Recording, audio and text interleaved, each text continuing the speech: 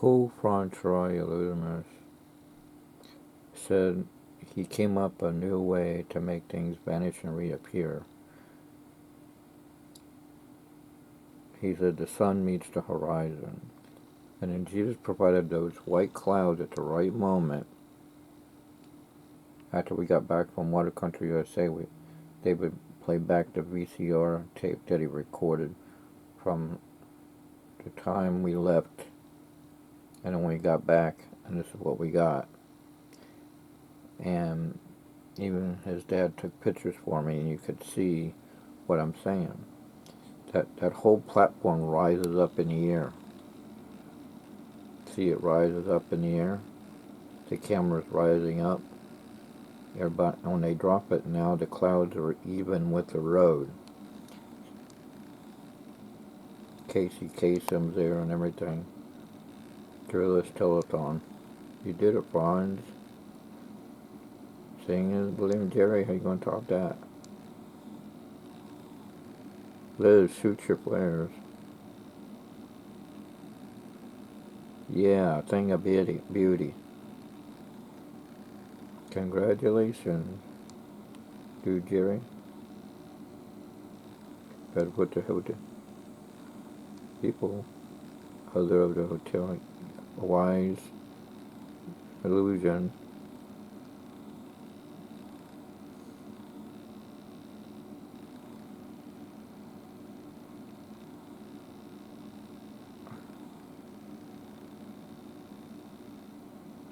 Took a year and a half to build this the first time. I think I can speed it up. Casey Kasem said, "Let me help you." No, I think I got it. Casey Kasem voices Shaggy and his own voice on Battle of the Planets, G-Force, the main pilot captain.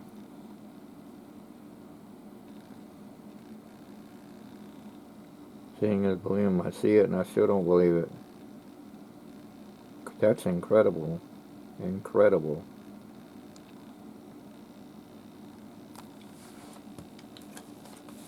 And Ed Maman said something similar.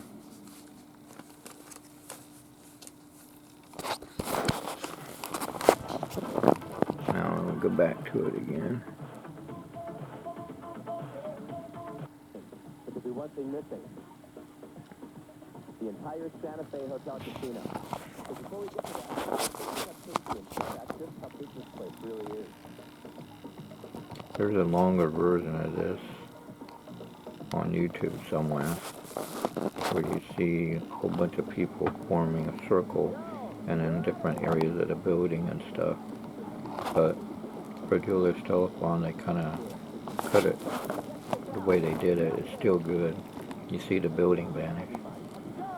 First, you don't see a red car there, and he takes the remote control red car and go around. And then when they drop it, you see a real red Ferrari.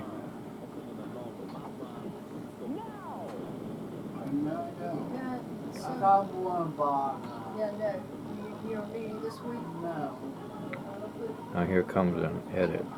Right here when they do this, all of a sudden the trunk will be up when it was down. See? Now they put it down when it was up. I mean, it's up when it was down. That's the only cut they did there.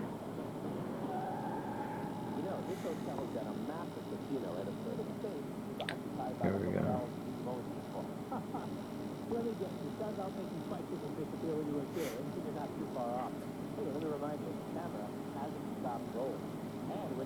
Either the car came up with up through an elevator, or all those cars gone by. One of them was that red car, and when they put the sheet up between the pole, it just drove up straight on, then dropped the sheet, and there it is.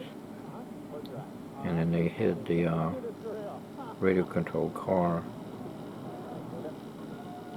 and underneath it, or they grabbed it and put it in the car.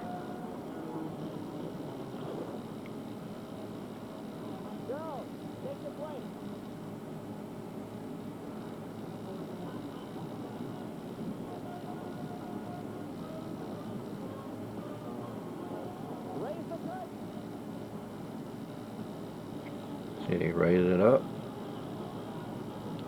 And when they drop it, now the sun meets the horizon.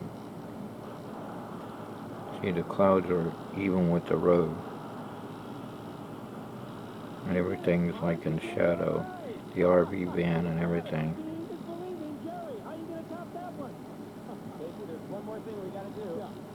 And then when they bring it back, now the clouds are up in the sky again.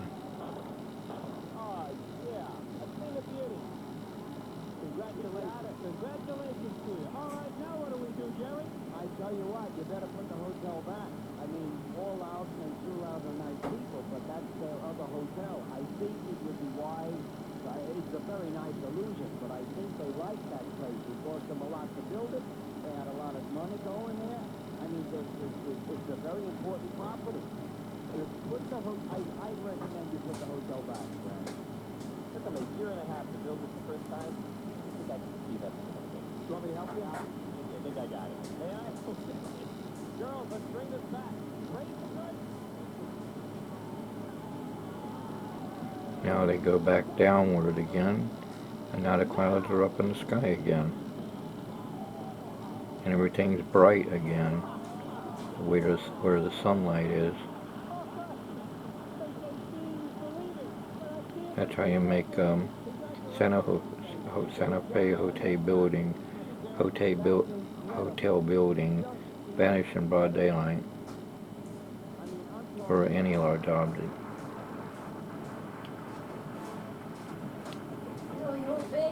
Yeah, that'll be good.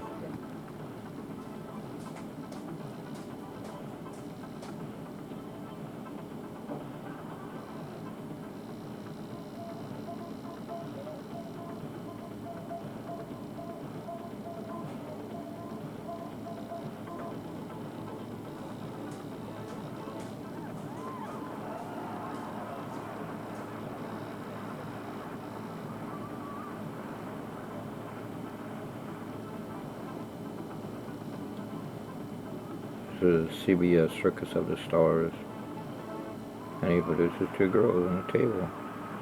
The trick is they were in the hollow base spandex table at the start.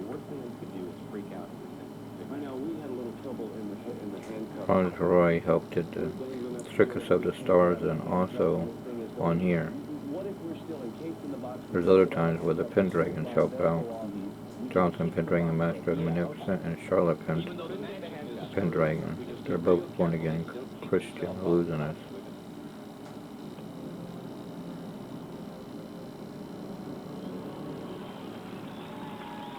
And I think it's cool that they want to be friends on Facebook with our church family, church member family, and keep up with good news, live stream videos, including David Hickok and Copperfield likes to too. I think that's cool. He's a Christian too. He likes to watch our Good News Baptist Church live stream. Also, I think that's cool. That's cool in my book. Try to rappel down ropes before the time gas grenade goes off. Let's now meet the pyrotechnician that invented this gas grenade. His name is Mark and Brian.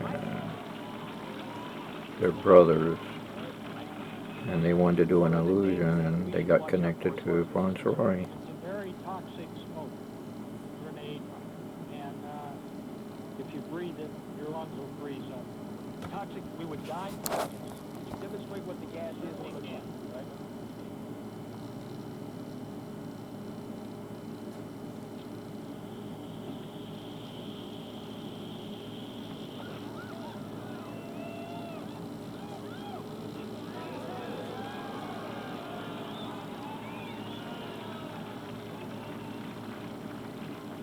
Now, in order to do this particular illusion, we had to bring somebody in that has experience with this kind of thing, and we got with a guy who's done this sort of thing before. Please welcome Master Illusionist Ron Ferrari. Pleasure. You guys ready to do this? All right. Cool. Let's rock and roll. Take your position on the platform. By isolating Mark and Brian off of the tarmac, it enables you to keep track of them at all times throughout the illusion. Guys, take your place. Here comes the handcuffs. Out one, out. That's two. Okay, guys.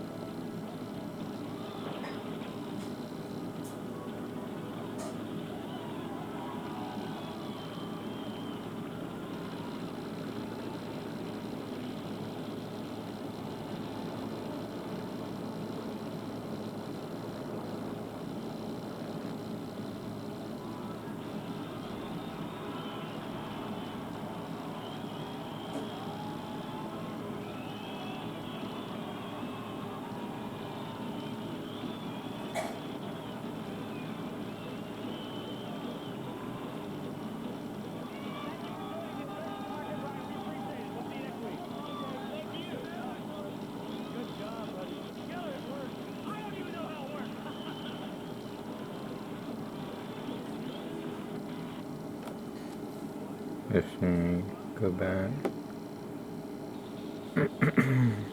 Not that far back. And we will be elevated to 85 feet. We at that point will try to free ourselves from the handcuffs, get out of the box, and try to rappel down ropes before the time gas grenade goes off. Let's now meet the pyrotechnician that invented this gas grenade. His name is Mike Sullivan. Mike?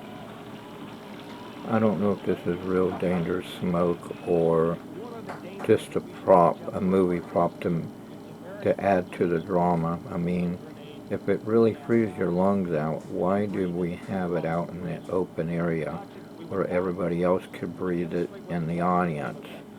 So I think this is a prop. I think it's just to add to the danger. Add different levels like Copperfield does for the heart monitor as he comes through the wall and its satellite dish and all that.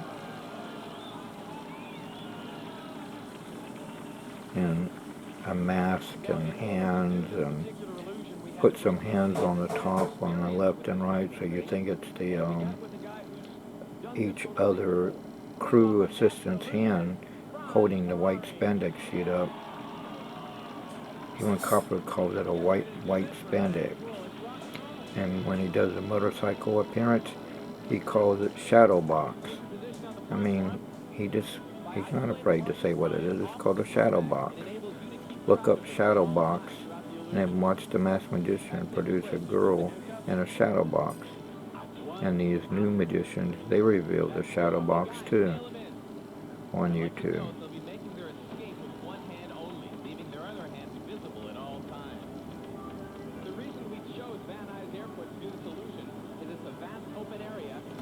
See, Dave Duncan helped me to realize this. I was thinking the two, Mark and Brian disguised themselves as the crew guys. Like if you got maybe 8, maybe 10 are now there and they wheeled it away. But Dave said, no, look at the thick table. They're in the table. There's a bottom trap door in the bottom, and they went in there. And the handcuffs were able to get out easy. I said, you're right, Dave. They just were in the table and they wheeled them away. And what you see hands moving, the people with holding the wires are moving it up and down like it's Mark and Brian trying to get out of the handcuffs while the other hands are locked in there. They think it's in there. And Franz doing slide of talk to misdirect the audience, us.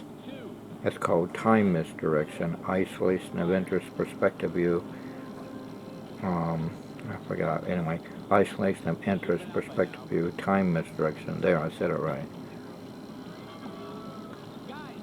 And when Francis is talking right now, that gives them time to get out of the table and into the helicopter, raise up, fly around the audience in whisper mode, and then let that drop, and then the helicopter will land, and out will come Mark and Brian. It's like the Niagara Falls stunt that Copper did. He did a thumbs up, got in the helicopter, lowered on a rope, came up after the raft went over the falls, but it's connected to wires because they don't want to. That's a very expensive raft that they made.